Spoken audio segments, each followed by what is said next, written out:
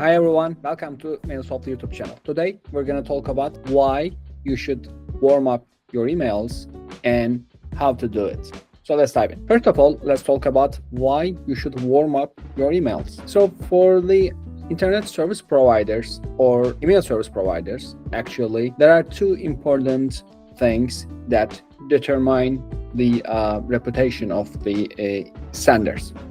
First of all, the domain name that you have, and the second thing is the IP of the email server that you are sending your emails from. So two things. So let's assume that your domain name is old and have a good reputation. That's good. But let's assume that you just subscribe to a new email sending program or software or whatever. So since the IP of that email server will be new, so you should just warm up your emails. Warm up meaning that you should not send right away large amount of emails from that specific IP address, but rather you should just start slowly and sending maybe a couple of emails per day and consistently in order to just maybe introduce your new IP address to these internet service providers. Otherwise, it may become suspicious, and since they don't know if this new IP address is good or not, or maybe if you just change your email sending habits, so you may end up in the spam folders. So old domain, even if you have an old domain, again, if you just start sending from a new IP address, you should warm up your emails. And the second thing is actually, let's say that you have a new domain and you have new IP. So again, you should warm up, of course, your emails. So sending large amount of emails without warm up may cause, in a kind of bad reputation for your domain name, and you may end up in the spam folders rather than inboxes of your recipients. So internet service providers in general try to manage this email sending activities actually, because all of us are bombarded with a lot of emails or SMS or direct messages, right? So in order to just create a good communication and sustainable communication thing between people and with these email tools, so they are trying to just reduce the noise. So actually, the best way, or in the eyes of internet service providers or email service providers, the best thing is actually you send an email and people engage with your emails. So engaging an email means that they open your emails.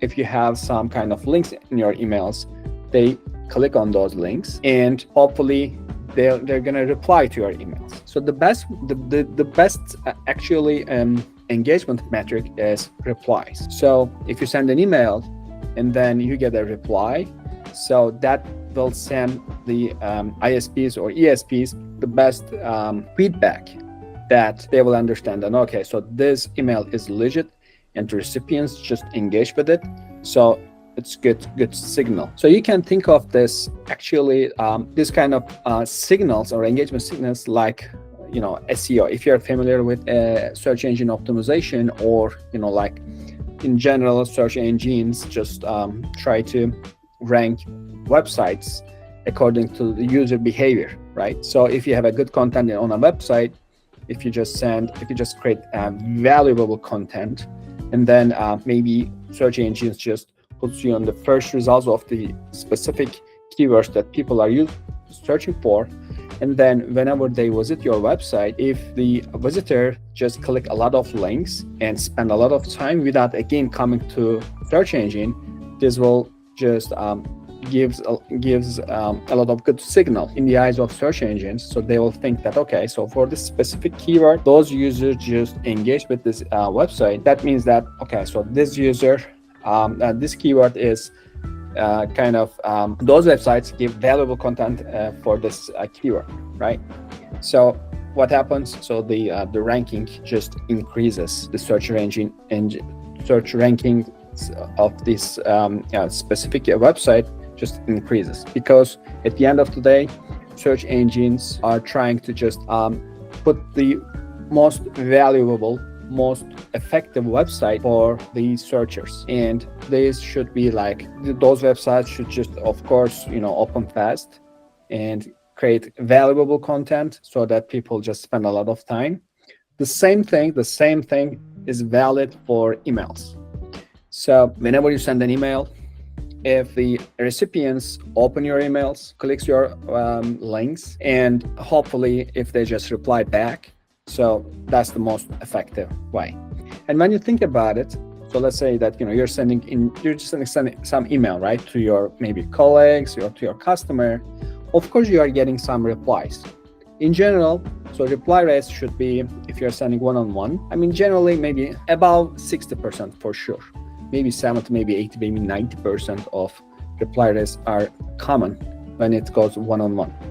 But when you send a large amount of email, let's say that you're sending a newsletter, so the open rates are not that high, cannot be that high, and that's normal. But again, if it is too low and if people are not engaged and if they don't reply back, then your reputation, meaning that your general domain name and IP address together, is may rank a little bit low. So for the search engine, for instance, analogy I was giving there, so then if your website is not good for people, so they just bounce back to for instance Google or whatever search engine they're using, tool they're using. So the same thing with email. So if it's not engaged too much, then you may start ending up in the promotion folder or other maybe spam folder. So same thing. So this warm-up thing is important because large spikes of that large emails and not engaged metrics may just hurt your deliverables. So that's why this is important. So that's why actually you should warm up your emails. Let's go to the second part of this video, which is how you can just warm up your emails. So there are automatic tools that you can use for warming up. Actually, so they are trying to mimic a real person's kind of behavior. So you can just use those tools because those tools just opens your email automatically, and then they can just click on the links, and even they can just create some replies. But come on, so those people, those internet service providers, email service providers, they're smart enough to know that this is automatic. With the help of AI and everything, they will of course understand that. So those are automated tools. So it's kind of an engineered approach. But we shouldn't rule out this technique 100%. I'm not saying that we should rule out that. But what we need to do is actually, so it will take some time. Of course, it will take some effort. But again, it's way, way better to start with real person's engagement metrics.